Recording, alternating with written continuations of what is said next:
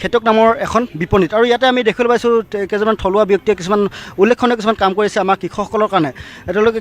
মানে জৈৱিকভাৱে কিছুমান প্ৰডাক্ট তেওঁলোকে নিজৰ যি উদ্যোগ আছে উদ্যোগতে তেওঁ উলিয়াইছে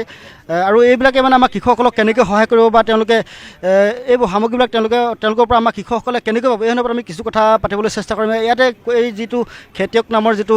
অনুষ্ঠান সেই অনুষ্ঠানটো কেইজনমান বিষয়ববীয়া আমাৰ সৈতে উপস্থিত আছে। আমি তেওঁলোকৰ পৰা এই কথাবিলাক জানিবলৈ চেষ্টা কৰিম।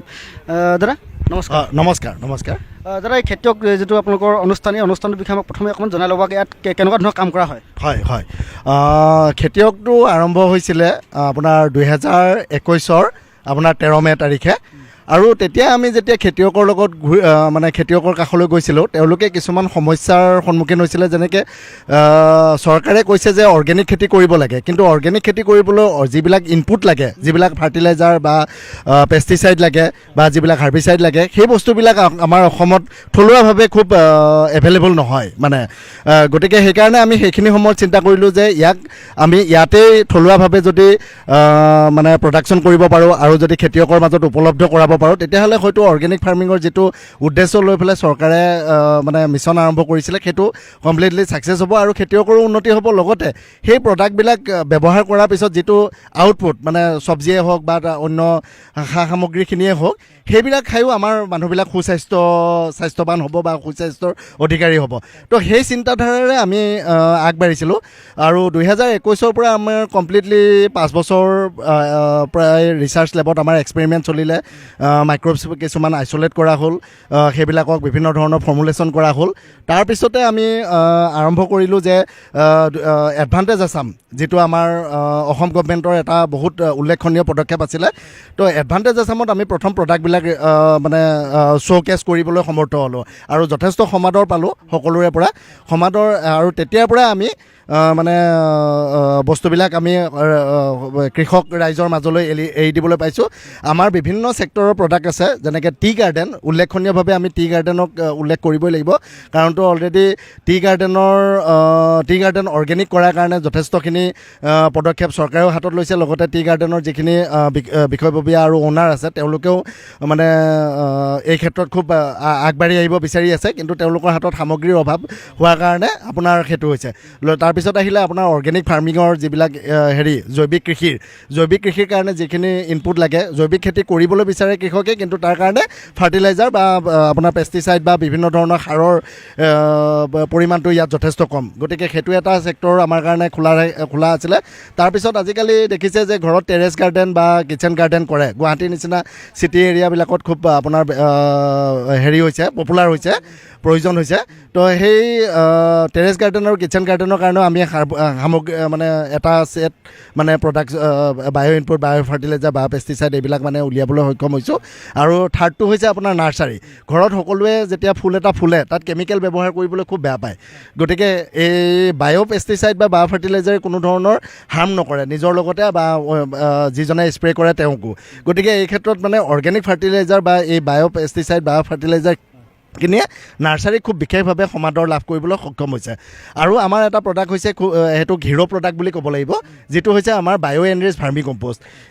নৰ্মেল ভাৰ্মি কম্প'ষ্ট 3 কেজি ইকুইভেলেণ্টটো আমাৰ 1 কেজিৰ সমান। গতিকে খুব কম পৰিমাণে দিলেই হৈ যায়। গতিকে এই ভাৰ্মি কম্প'ষ্টটোৱে আমাৰ যথেষ্ট সমাদৰ লাভ কৰিছে সকলো ক্ষেত্ৰতে। Tea garden, organic farming, kitchen garden, terrace garden, tea garden সকলোতে যথেষ্ট পৰিমাণে সমাদৰ লাভ কৰিছে। বৰ্তমান আমি আগবাঢ়ি আছোঁ আৰু ৰাইজক কেনেকৈ আৰু সহায় কৰিব পাৰোঁ তাৰ কাৰণে আমাৰ নিত্য নতুন গৱেষণা চলিয়ে থাকে, দৈনন্দিন গৱেষণা চলিয়ে থাকে আৰু নতুন প্ৰডাক্ট কেনেকৈ উলিয়াই পেলাই তেওঁলোকক আমি আৰু উপকৃত কৰিব পাৰোঁ, লগতে ৰাইজৰ সুস্বাস্থ্যৰ কাৰণেও কেনেকৈ আমি আগবাঢ়িব পাৰোঁ, সেইটোৱেই আমাৰ খেতিয়কৰ একমাত্ৰ মানে চেষ্টা আৰু। হয়, নিশ্চয় এটা খুব এটা ভাল পদক্ষেপ। দাদা মই আপোনাৰ পৰা জানিব বিচাৰিছোঁ যিহেতু আপুনি এতিয়া অৰ্গেনিক খেতিৰ কথা ক'লে বা আমাৰ যি চৰকাৰৰ বা যিটো তেওঁলোকে অৰ্গেনিক খেতিৰ কাৰণে যিটো প্ৰচেষ্টা চলাই আছে কৃষকসকলৰ মাজলৈ লৈ যাবলৈ চেষ্টা কৰিছে আৰু সেই উদ্দেশ্যক আগত ৰাখি আপোনালোকে কিছুমান এতিয়া জৈৱিক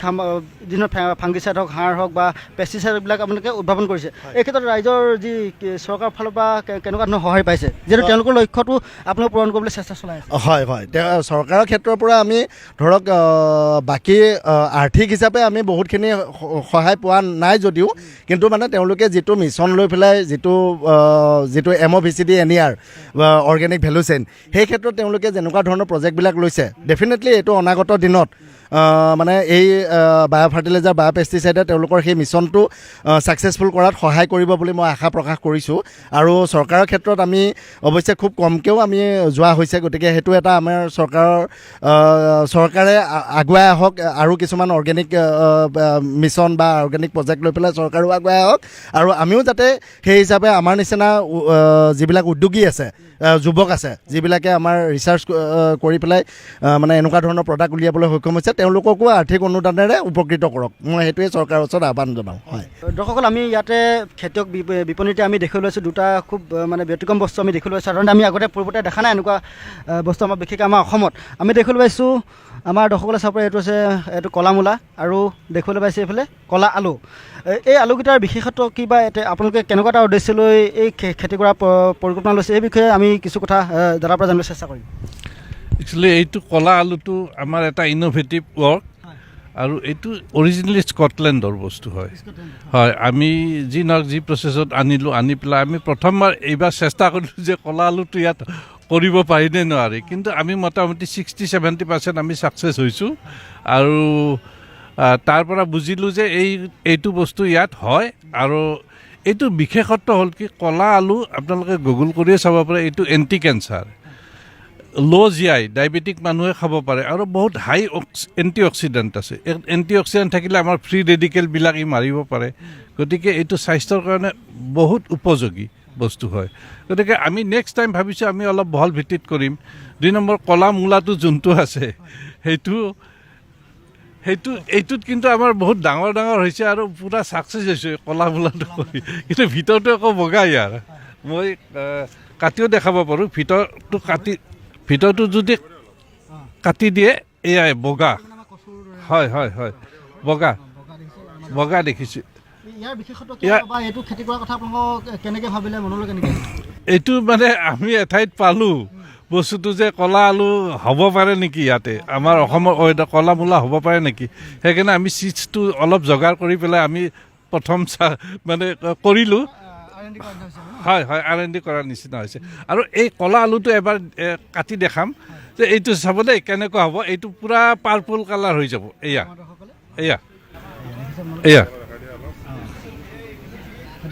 আৰু হয় দাদা এইটো মানে সাধাৰণ যি আলু সেইটো খেতিও আমাৰ কৃষকসকলে বহুতে কৰে আৰু আপোনালোকে এইটো কি কাৰণে কৰিবলৈ ল'লে এইটো সাধাৰণ আলুতকৈ বহুত টেষ্টি হয় 2 নম্বৰ এইটো মেডিচিন এটা মানে এটা এই মেডিচিনৰ নিচিনা মেডিকেটেড বস্তু হয় গতিকে মানুহৰতো উপকাৰ হ'ব স্বাস্থ্যৰ কাৰণে আৰু যিবিলাক ধৰক ডায়েবেটিক মানুহ আছে আলু খাব ভয় কৰে আলু খাব পাৰে আৰু বহুত টেষ্টি বস্তুটো হয় এইবাৰ আপোনালোকে কিমানমান কৰিছিলে এইবাৰ আমি 2 কুইণ্টল কৰিছিলোঁ 200 কিলো কৰিছোঁ 20 বীজৰ খেতি কৰিছিলোঁ মাটিটো 1.5 বিঘামান হ'ব নেকি 1.5 বিঘামান হয় প্ৰডাকশ্যন এইবাৰ ভাল হোৱা নাই কাৰণ আমাৰ লেট হৈ গ'ল কিয় বৰষুণ অহাৰ কাৰণে আমাৰ লেট হৈ গ'ল সেইকাৰণে প্ৰডাকশ্যন বৰ ভাল নাপালোঁ আমি এইবাৰ এতিয়া আমাৰ এই ভিডিঅ'টো চোৱাৰ পাছতে নিউজটো দেখাৰ পাছতে বহু কৃষকে হয়তো এই কলা আলুৰ বিষয়ে জানিব বিচাৰিব বা তেওঁলোকে বীজটো ক'ত পায় বা খেতি কেনেকৈ কৰিব লাগে সেই ওপৰত কিছু কথা জানিব বিচাৰিব পাৰে এই কথাখিনি অকণ কওকচোন আমাক বীজটো আমি বেলেগৰ পৰা কালেক্ট কৰিছোঁ কিন্তু যদি কোনোবাই বীজটো লাগে বুলি কয় তেতিয়াহ'লে আমি দিব পাৰিম বীজটো হয় নৰ্মেল নাই মাত্ৰ অৰ্গেনিক কৰিব লাগিব কাবে বীজ দিলে আমাৰ এটা চুক্তি হ'ব যাতে অৰ্গেনিকেলি কৰিব লাগিব আদাৰৱাইজ কিন্তু বীজ দিয়া নহয় সেইটো আৰু এতিয়া আপোনালোকেতো অলপ এবাৰতো ক'লে 1.5 বিঘা মাটিত কৰিছে মানে গ্ৰাহক বা যিসকল খাদ্যৰসিক আছে তেওঁলোকৰ পৰা সঁহাৰি কেনেকুৱা পাইছে বা গ্ৰাহকৰ সঁহাৰি কেনেকুৱা বহুত ভাল সঁহাৰি ইয়াতে আমাৰ এই ষ্টলতে প্ৰথম দিনা 2-এজনে কাবে আধা কিলো 1 কিলোকে নিলে নেক্সট আজিও আমাৰ চেল হৈছে সেই মানুহে আহি পেলাই কৈছে যে বহুত টেষ্টি হয় আলু এজনতে 10 কিলো লৈ গ'ল আগদিনা খাই পেলাই তেওঁ 10 কিলো লৈ গ'ল যোৱাকালি গতিকে বহুত ভাল সঁহাৰি পাইছোঁ দৰ্শকৰ পৰা কিলো কেনেকৈ বিক্ৰী কৰে এইটো আমি এতিয়া আমি 100 টকাকৈ বেছি আছোঁ যিহেতু মেডিকেটেড বস্তু হয় আৰু আমি ভালকৈ ইয়াৰ দামটো ধৰক নেক্সট বছৰ যেতিয়া আমি বহল ভিত্তিত কৰিম তেতিয়া দামটো কমি যাব ডেফিনেটলি হয় মানে আমাৰ খেতিয়কসকলে যদি কৰিবলৈ হয় নিশ্চিতভাৱে লাভান্বিত হ'ব তেওঁলোকে ডেফিনেটলি লাভান্বিত হ'ব হয় দৰ্শকসকল খেতিয়ক যি অনুষ্ঠান এই অনুষ্ঠানটোৱে সদায় কৃষকৰ মাজত মানে জৈৱিক খেতিৰ প্ৰচাৰ আৰু প্ৰসাৰ তেওঁলোকে চলাই আছে কিন্তু আমি দেখিবলৈ পাওঁ আমি শুনিবলৈ পাওঁ যে জৈৱিক খেতি কৰিবলৈ যাওঁতে বহুখিনি খৰচ হয় আৰু বহু বস্তু আমি মানে যি প্ৰয়োজন হয় বা ফাংগিচাইড বা পেষ্টিচাইড প্ৰয়োজন সেই প্ৰয়োজনখিনি মানে খেতি কৰিবলৈ বিচাৰিলেও জৈৱিকভাৱে কৰিবলৈ বিচাৰিলেও তেওঁলোকে নোৱাৰে আৰু দাম বেছি বুলি কয় এই সন্দৰ্ভত আমি কিছু কথা এই দাদাৰ পৰা জানিবলৈ চেষ্টা কৰিম দাদা কি ক'ব এই দাম বেছি যিটো কথা কৈছে সঁচা কথা ক'ব গ'লে হয় কিন্তু যিহেতু আমাৰ প্ৰডাক্টখিনি আমি লোকেলি ইয়াত মানে চ'ৰ্চিং কৰিছোঁ বা আমি লোকেলি ইয়াত প্ৰডাকশ্যন কৰিছোঁ এতিয়া যদি বাহিৰৰ গুজৰাটৰ এটা প্ৰডাক্ট আহি আছে মানে অনুষ্ঠানৰ পৰা তো অভিয়াছলি তাৰ প্ৰাইচটো বাঢ়িব ট্ৰান্সপৰ্টেশ্যন কষ্ট আছে আৰু বিভিন্ন খৰচা আছে আৰু বহুতে হোৱাইট লেভেলিং কৰে নিজৰ মানে প্ৰডাকশ্যন ইনি নাথাকে জাষ্ট লেভেলটো লগায় তেতিয়াতো দামটো বহুত বাঢ়ি যায়গৈ আৰু যিহেতু আমাৰ ধৰি লওক নিজৰে R&D কৰিছোঁ আৰু নিজৰ আমাৰ প্ৰডাক্ট লোকেলি মেনুফেকচাৰ কৰিছোঁ চ' ইয়াৰ কষ্টটো আমি একচুৱেলি এনালাইচিছ কৰিছিলোঁ কেমিকেল আৰু আমাৰ মানে জৈৱিকৰ যিমানখিনি প্ৰডাক্ট আছে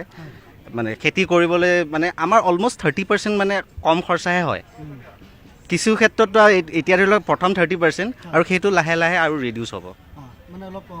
কম হৈ গৈ থাকিব কাৰণ কেমিকেল দিয়াৰ লগে লগে কি হয় তাৰ কষ্টিংটো একচুৱেলি বাঢ়ি গৈ থাকে চইল বেয়া হৈ থাকে চইল বাৰে বাৰে প্ৰিপেৰেশ্যন কৰিবলৈ তাৰ খৰচাটো বাঢ়ি গৈ থাকে দাদা এই আমাৰ আগতে দাদাই কৈ গৈছে যে আমাৰ অৰ্গেনিক খেতি কৰিবলৈ কিছুমান মানে ইনপুটৰ প্ৰয়োজন হয় ন সেইখিনি কিন্তু বহু সময়ত আমাৰ কৃষকসকলৰ উপলব্ধ নহয় সেইখিনিৰ কাৰণে আপোনালোকে কেনেকুৱা ধৰণৰ প্ৰচেষ্টা চলাইছে এতিয়া বৰ্তমান আমি দুই ধৰণে কৰি আছোঁ এটাটো আমাৰ অনলাইন মানে চেল কৰি আছোঁ আৰু ঠিক তেনেকৈ আমাৰ অফলাইনো বিভিন্ন জেগাত এভেইলেবল আছে কিছু নাৰ্চাৰীত আছে FPCবোৰৰ আছে আৰু বিভিন্ন এতিয়া আমাৰ কুৱেৰিও আহি আছে তেখেতলোক মানে জড়িত হ'বলৈ বিচাৰিছোঁ আমি এইটো অকণমান মানে বিস্তাৰ কৰি আছোঁ লাহে লাহে আৰু কোনো যদি কৃষকে যদি তেওঁলোকে আপোনালোকৰ সামগ্ৰীবিলাক বা যিবিলাক প্ৰডাক্ট আছে তেওঁলোকে যদি ব্যৱহাৰ কৰিব বিচাৰে কেনেকৈ যোগাযোগ কৰিব আপোনালোকৰ লগত তেখেতলোকে আমাক কণ্টেক্ট কৰিব পাৰে 9401949393 কণ্টেক্ট কৰিলে আমাক আমি সেইখিনি উপলব্ধ কৰাই দিম লগতে তেখেতলোকে আমাৰ ৱেবছাইট